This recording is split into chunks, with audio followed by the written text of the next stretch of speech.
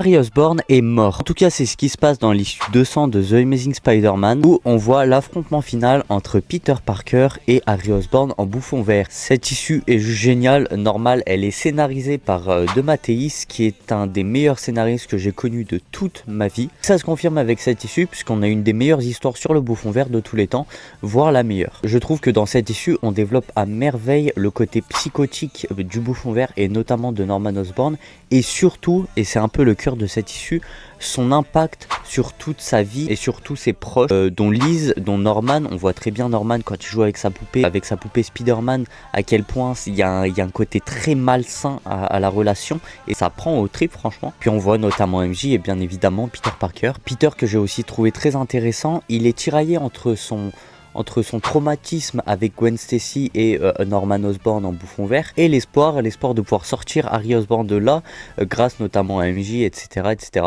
Franchement, c'est une issue très intéressante à lire et c'est rare que je dise ça, mais je pense que je risque d'y relire. Et puis en plus, on a une des meilleures planches de fin d'issue de tous les temps, sans aucun dialogue, c'est très fort, les images sont très fortes, les dessins aussi sont très très beaux. Donc ouais, ça m'a assez touché.